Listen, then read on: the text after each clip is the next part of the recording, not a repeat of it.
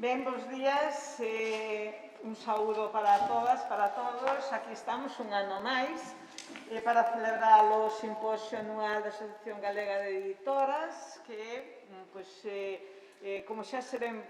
facendo costume, que nos agasalla con escoller este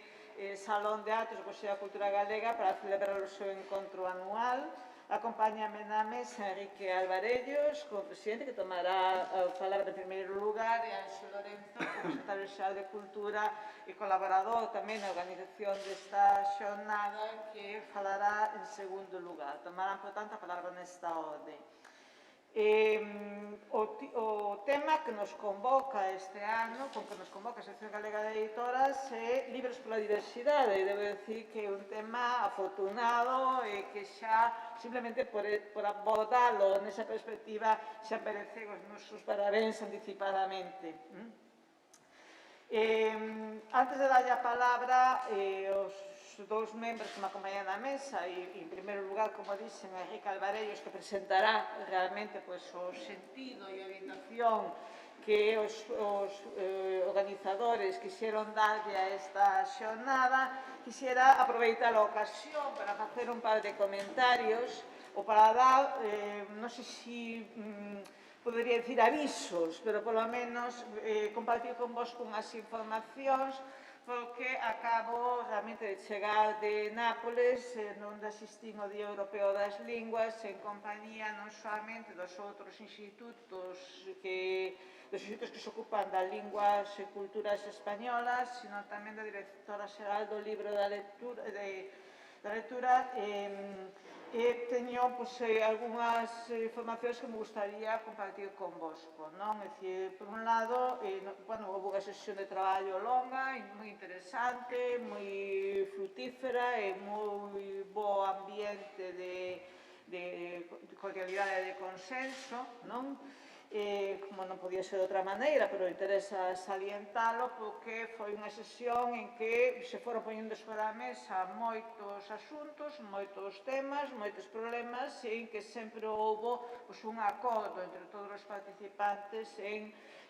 camiñar nun sentido ou noutro, non? A directora xeral, unha das cousas que anunciou ali é o propósito do Ministerio de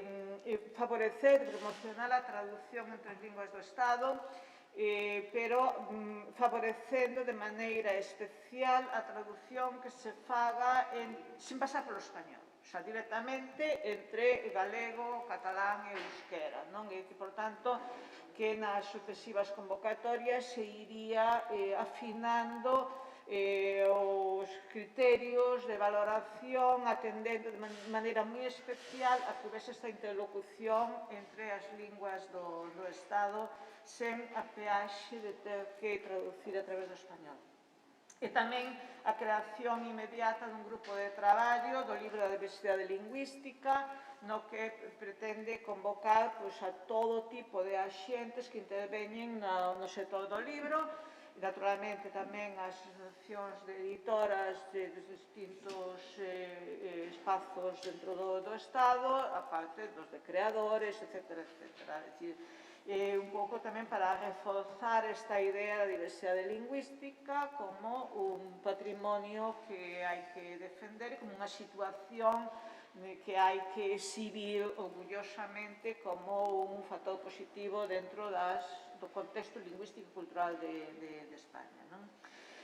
Nesa mesma reunión reforzouse o compromiso que xa se adquirira na anterior, o ano pasado, en Berlín, de non somente favorecer, senón garantir a presenza das distintas linguas e culturas nas feiras nacionais e internacionais. E además facelo en todo tipo de axentes que interveñan na autoría, na traducción, na edición, na ilustración, etc. Pedírome que transmitise, transmito tamén para Anxo, que está aquí a miña dereita, pero tamén para todos vos, unha preocupación por un déficit que eles observan, tanto desde o Cervantes como desde o Ministerio, polo atraso na disponibilización en libro electrónico, no caso do galego. Eles dime que apenas atopan obra que comprar e que difundir a través non somente da rede de bibliotecas do Estado, senón tamén a través das redes do Cervantes nas súas bibliotecas en todo o mundo, non? Facían preguntas como se sería posible ou non facer unha biblioteca básica do que é indispensable ter de clásicos en formato electrónico, de si se podería facer algún tipo de análise da situación para poder avaliar cales son os factores que están realmente limitando as propias editoriais galegas para realmente avanzar nese camiño. Si o problema é que hai unha existencia que non está chegando a eles, por tanto hai un descoñecemento que sería doado superar, si hai un problema de incentivos, cales poderían ser e de que tipo, que realmente prácticamente me estaban pedindo que actuase de correa para trasladar esta preocupación que no caso do Cervantes tamén lle chega desde distintos centros Cervantes por parte de persoas que se queren achegar á cultura galega e que lles piden algún tipo de asesoramento neste sentido e eles non teñen moito que ofrecer. E logo falouse bastante da Feira de Frankfurt nun plan que chamamos Camiño a Frankfurt. Por parte da Dirección Xeral do libro, falaba de que eles estaban organizando mesas profesionais, e no caso das editoras, a través do gremio de editores españois, no que vos estades representados, pero non directamente, neste caso, salvo a través do grupo de traballo do que falei antes, non? E tamén cos creadores están establecendo contactos directos. Constame, non podo dicir agora aquí cales son os planes do Ministerio, nin cales son os contactos que fixeron, lóxicamente, non me corresponde a min facelo, pero constame que hai autores e autoras galegos contactados para este plan de empezar agora en outubro de 2021, cando tomen o relevo de Canadá, para, durante un ano, ir camiñando cara a Frankfurt con actividades de diverso tipo que poden estar en calquera lugar de partida, que pode ser a propia Galicia, para confluir en Frankfurt cando se inaugura a feira. Por parte galega, realmente, nós estamos en contacto con eles, o Consello da Cultura Galega, nos, naturalmente, a nosa capacidade limitada, sei que tamén está en contacto coa Xunta de Galicia, que estableceron contacto, aí Anxo poderá falar de maneira moito máis autorizada que a min, pero nós estamos prevendo algún tipo de colaboración con eles, algún tipo de participación que para nós ten como dúas premisas. Unha, estamos fuxindo na participación do Consello da Cultura, insisto, estamos fuxindo de autores e autoras concretas, de editores e editoras concretos. Estamos buscando dúas temáticas transversais que nos permitan, por un lado, dar unha imaxe moderna do potencial creativo da cultura galega contemporánea do libro, naturalmente, que, por un lado, este acorde co lema do Ministerio, que é creatividade desbordante, que afonde no pluralismo, na bibliodiversidade e na sostenibilidade, e que tamén, de acordo co punto de partida deles, contemple o ecosistema do libro, o libro como un ecosistema que a súa vez está encadenado dentro dun ecosistema cultural máis amplio, polo tanto, que non está acantonado no sector libro, senón falándose con outros aspectos culturais, non? E, como digo, a feira será en 2022,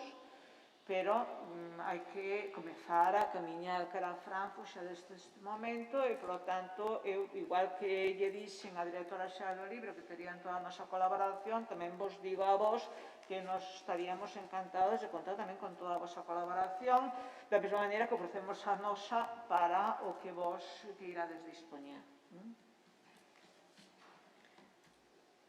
Sí. Moi ben.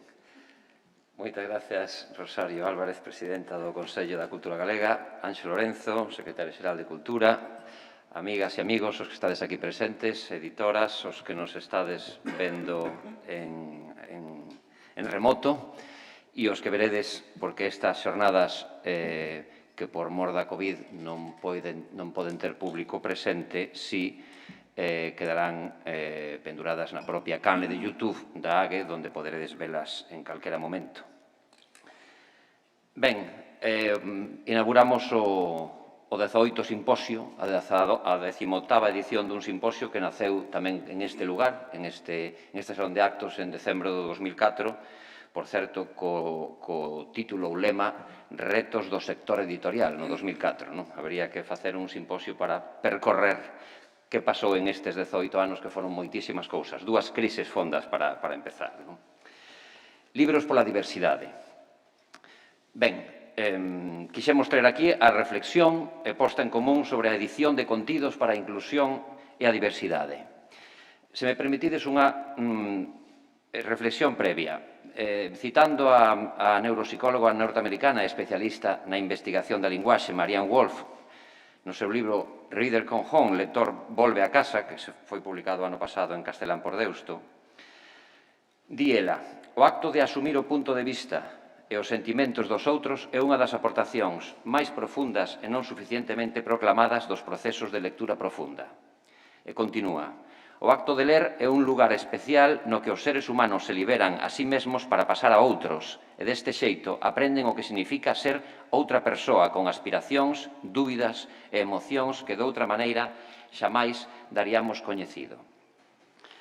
Pois velaquí a cuestión, a nosa cuestión.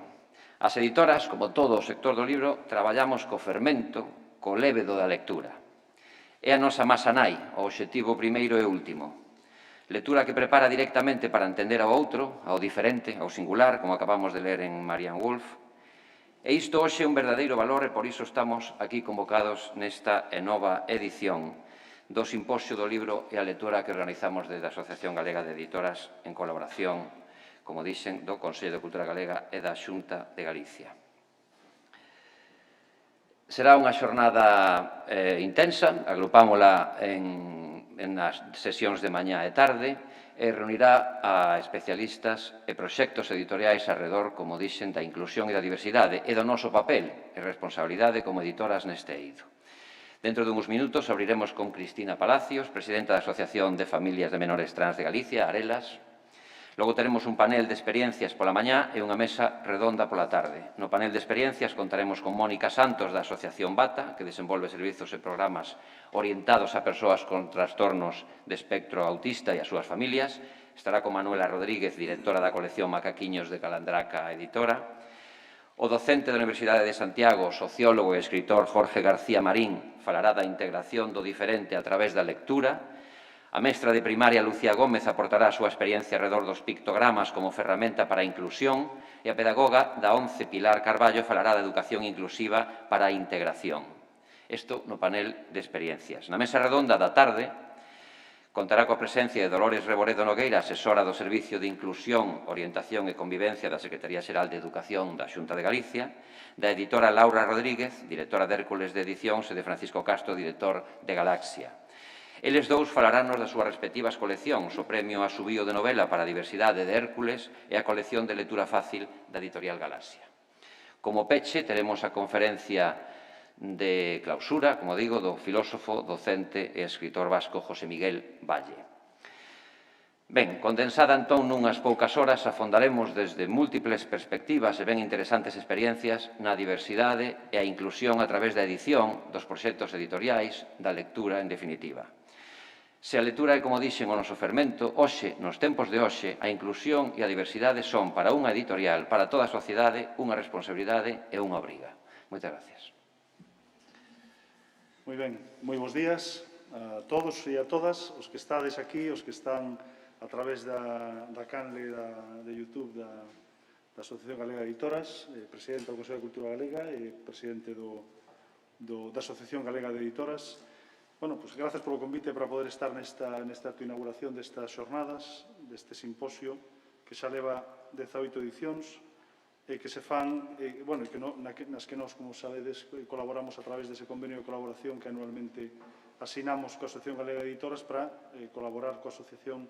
en diferentes actividades, en diferentes ámbitos. Un deles, a proposta da asociación, é o financiamento parte do financiamento desta xornada. Obviamente entendemos, igual que a asociación, que esta xornada é necesaria, interesante, e efectivamente acreditamos desde a Consellería ese interese pola temática deste ano tamén. Dicir, unha vez máis, creo que hai un acerto en dedicarlle o elemento central do simposio deste ano á diversidade, os libros na diversidade. É algo que falamos moitas veces e que comentamos con diferentes editores e chéganos tamén a través por exemplo, do ámbito docente, pois un pouco a necesidade de certos tipos de materiais que nestes momentos son relativamente difíciles de atopar, materiais moitos deles que teñen unha repercusión cara ao ámbito da docencia, cara ao ámbito do ensino, e que, en algúns casos pode ser máis complicado atopalos. Algúns deles, ademais, xa non tanto polo formato tecnolóxico, que ás veces é un problema de formato tecnolóxico, que ás veces pode ser máis complicado facer, pero noutros casos, porque seguramente son temáticas que se incorporan, que se están incorporando con certa novidade ás preocupacións que temos a nivel social, sobre todo tamén preocupacións a nivel do ámbito educativo e da transmisión de coñecementos e de valores a través do ámbito educativo. Entón, polo tanto, creo que é un bo tema para desenvolver neste simposio a reflexión sobre este tipo de cuestións e que isto poida trasladarse, evidentemente, ao ámbito da edición, no sentido de que, ao final, isto tamén, obviamente, por parte dos sectores que demandan este tipo de materiais, que poidan estar disponibles desde as editoras galegas. Aproveito tamén hoxe para lembrar que o Día da Traducción, 30 de setembro, o Día da Traducción, ese día que celebramos, que lembramos o ámbito da traducción, unha das partes importantes do ecosistema do libro, en Galicia e fora de Galicia, e, nese sentido, creo que tamén unha boa maneira de lembrarnos desa aportación que se fai desde a traducción, tanto o coñecemento, a edición de obras que se produciron noutras linguas e noutros sistemas literarios cara ao galego, como tamén ese labor de difusión que ten o feito de traducir obras do galego a outras linguas e, polo tanto, dar a coñecer autores e propostas creativas noutros sistemas, noutras linguas do mundo. Xa que a presidenta falaba de Liber tamén, Liber vou falar eu, de Frankfurt 2022, efectivamente aí creo que temos un reto bonito, que é visualizarnos no ano 22 como cultura, como sistema literario e como creación literaria no contexto da Feira de Frankfurt, a feira profesional máis importante do mundo, onde España vai ser o país convidado e, polo tanto, efectivamente, aí vai haber,